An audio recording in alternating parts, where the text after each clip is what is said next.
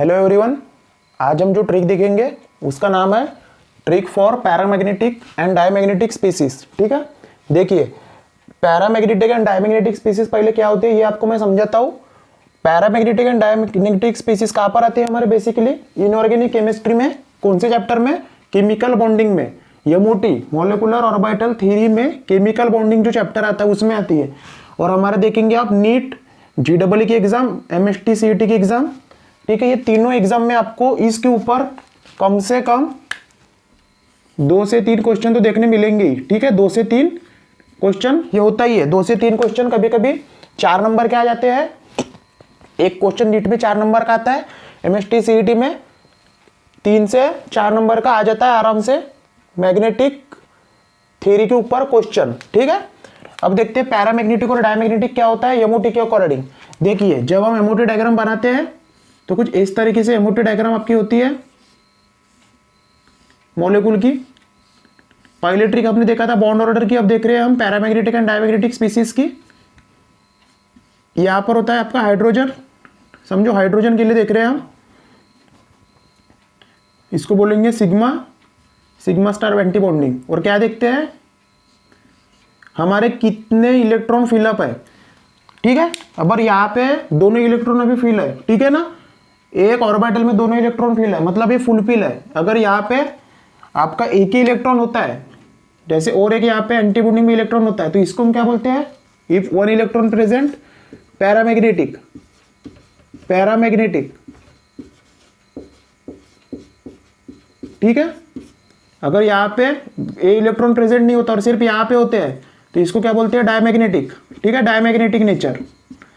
तो देखिए ये बताने के लिए आपको एमओटी डायग्राम बनाना पड़ता है, लेकिन एमओटी डायग्राम बनाने में आपका बहुत टाइम चला जाएगा। ठीक है, उतना टाइम हमारे पास नीट जेडब्ल्यू में, एमएसटी सीटी के एग्जाम में नहीं होता है, क्योंकि हमको पूरा पेपर भी छुड़ाना होता है। और जितने जल्दी हम क्वेश्चन छुड़ाएंगे उतने जल्दी हम पेपर को एक बार देख सकते हैं हमारा क्या गलती हुई है और क्या गलतियां नहीं हुई है। ठीक है, तो उसके लिए एक ट्रिक होती है पैरामैग्नेटिक और डायमैग्नेटिक नेचर फाइंड आउट करने के लिए। बहुत सिंपल ट्रिक होती है, देखते हैं अभी वो ट्रिक क्या होती है। ठीक है,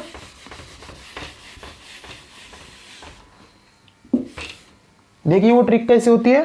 बॉन्ड ऑर्डर में हमने जैसे इलेक्ट्रॉन सम को बहुत इंपॉर्टेंस दिया था, यहाँ पे भी इलेक्ट्रॉन सम का ही बहुत सारा इंपॉर्टेंस है। ठीक है, देखिए हमारे एग्जाम में दिए हैं हमको molecule N2 nitrogen, N2 2- B2 O2 2+, O2 Be2 C2 2- diatomic molecules. ठीक है, कोई भी डायटोमिक मॉलिक्यूल्स दिए और आपको पूछा है कि फॉलोइंग मॉलिक्यूल्स आर डायमैग्नेटिक और पैरामैग्नेटिक, ये आपको बताना है। ठीक है, तो विद इन अ सेकंड 5 से 10 सेकंड के अंदर आप इसका आंसर निकाल सकते हो।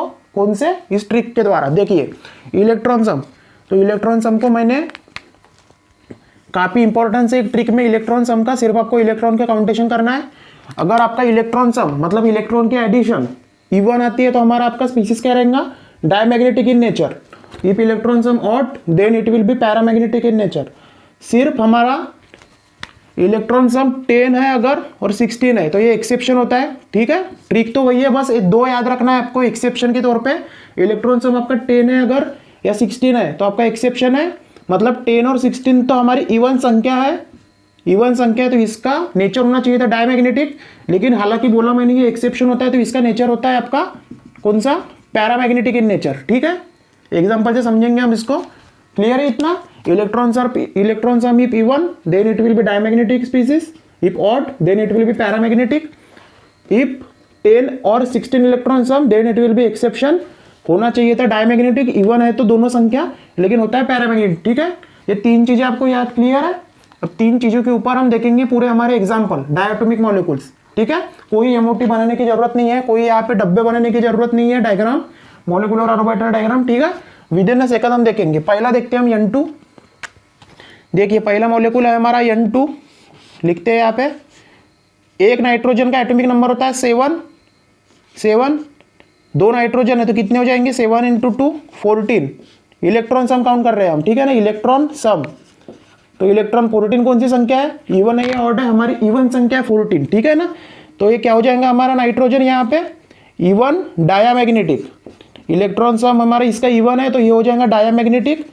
आप एमओटी डायग्राम बना के देखोगे तो इसका नेचर डायमैग्नेटिक ही आएगा। ठीक है, डायमैग्नेटिक इन नेचर। उसके बाद में आप दूसरा देखोगे N2 माइनस, N2 माइनस देखोगे, ठीक है। देखिए इलेक्ट्रॉन सम कितना हो जाएगा इसका, N2 को हो जाएगा आपका 14 इलेक्ट्रॉन, और 2 माइनस है तो 2 इलेक्ट्रॉन का एडिशन, टोटल 16 इलेक्ट्रॉन। इलेक्ट्रॉन सम आपका है E1, ठीक है। होना चाहिए था डायमैग्नेटिक, लेकिन मैंने क्या बोला था, एक्सेप्शन। इलेक्ट्रॉन सम अगर 10 और 16 होगा तो ये एक्सेप्शन होगा, सिर्फ एक ही एक्सेप्शन है इस ट्रिक का, ये होगा पैरामैग्नेटिक नेचर, ठीक है। हमारा N2 माइनस क्या हो जाएगा, paramagnetic in nature, paramagnetic in nature, ठीक है। Paramagnetic in nature, unpaired electron present रहेंगे इसमें। पैरामैग्नेटिक मतलब अनपेयर इलेक्ट्रॉन प्रेजेंट रहेगा। आप अगर डायग्राम MOT से बना के देखोगे डायग्राम, तो आपको दिख जाएगा अनपेयर इलेक्ट्रॉन आपको प्रेजेंट मिलेगा, ठीक है। इंपॉर्टेंट है ये वाली ट्रिक। उसके बाद में देखो B2 बोरॉन, एक बोरॉन का एटॉमिक नंबर 5, 2 बोरॉन है तो इलेक्ट्रॉन सम हो जाएगा 10 इलेक्ट्रॉन सम। फिर से इलेक्ट्रॉन सम क्या है, E1 सम क्या है, लेकिन 10 और 16 के केस में एक्सेप्शन होता है, तो क्या हो जाएगा, पैरामैग्नेटिक। तो B2 हमारा कौन सा मॉलिक्यूल हो जाएगा यहाँ पे, बोलो, पैरामैग्नेटिक, ठीक है, पैरामैग्नेटिक, ठीक है।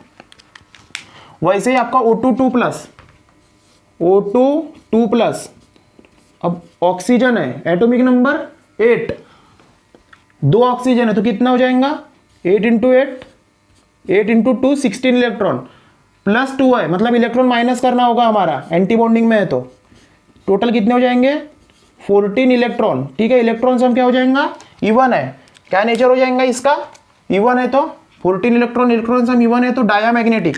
तो O2 प्लस क्या हो जाएगा हमारा, डायामैग्नेटिक इन नेचर, ठीक है। क्लियर है, इतना सिंपल है। स्क्रीनशॉट लेना है तो आप ले लीजिए इतना, ठीक है। आगे बढ़ते हैं। अब O2 देखिए, ऑक्सीजन, एक ऑक्सीजन के 8 इलेक्ट्रॉन, 2 ऑक्सीजन के 16 इलेक्ट्रॉन। फिर से इलेक्ट्रॉन सम है E1, होना चाहिए था डायमैग्नेटिक, पर 16 इलेक्ट्रॉन और 10 इलेक्ट्रॉन एक्सेप्शन होता है, तो क्या होगा इसका nature, paramagnetic, paramagnetic in nature, ठीक है ना, पैरामैग्नेटिक इन नेचर। वैसे Be2 क्या होता है, Be2 बेरिलियम, हमारा 2 बेरिलियम है बोला है। बेरिलियम का एटॉमिक नंबर, बोलो बेरिलियम का एटॉमिक नंबर कितना होता है, beryllium, hydrogen, helium, lithium, beryllium 4, 2 beryllium है, टोटल 8 इलेक्ट्रॉन। इलेक्ट्रॉन सम क्या है, E1 है, E1 है तो डायामैग्नेटिक इन नेचर, डाया, ये भी डायामैग्नेटिक ही रहेगा, ये भी आपका डायामैग्नेटिक ही रहेगा, ठीक है, डायामैग्नेटिक इन नेचर। क्लियर है इतना, Be2 भी। उसके बाद में C2 देख लीजिए, C2 मान लो तो कार्बन, एक कार्बन के 6 इलेक्ट्रॉन, 2 कार्बन के 12 इलेक्ट्रॉन, E1 है, 12 E1 संख्या है तो क्या हो जाएगा, E1 मतलब E1 डाया, बोलती जाइए E1 डाया, ऑड पैरा, तो डायामैग्नेटिक इन नेचर। कार्बन की अगर आप MOT डायग्राम बना के देखोगे, sigma bonding, sigma anti bonding, pi star bonding, pi star anti bonding वाली, तो आपको अनपेयर्ड इलेक्ट्रॉन नहीं मिलेंगे, ठीक है, नो अनपेयर्ड इलेक्ट्रॉन। ट्रिक है हमारी, डायग्राम बनाने में काफी वक्त जाएंगे, इसलिए हम इसको ट्रिक से सॉल्व कर रहे हैं। No unpaired electron, diamagnetic in nature, ठीक है, दोनों इलेक्ट्रॉन हमारे फुलफिल रहेंगे ऐसे ऑर्बिटल में, ठीक है। जब MOT बनाओगे, MOT बनाने की कोई जरूरत नहीं क्योंकि उतना टाइम नहीं होता है, टाइम सेविंग के लिए हम इस ट्रिक का इस्तेमाल करेंगे।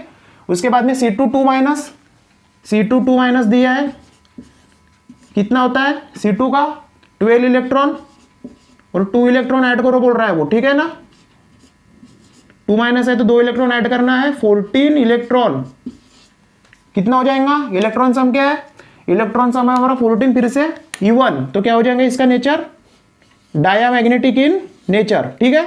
तो ये कुछ ट्रिक थी हमारी, trick for paramagnetic and diamagnetic species, chemical bonding की, बहुत इंपॉर्टेंट है। आपको नीट JW और MHT में कम से कम दो क्वेश्चन देखने ही मिलेंगे, तो ट्रिक से सॉल्व करोगे तो आपका काफी सारा समय बच जाता है।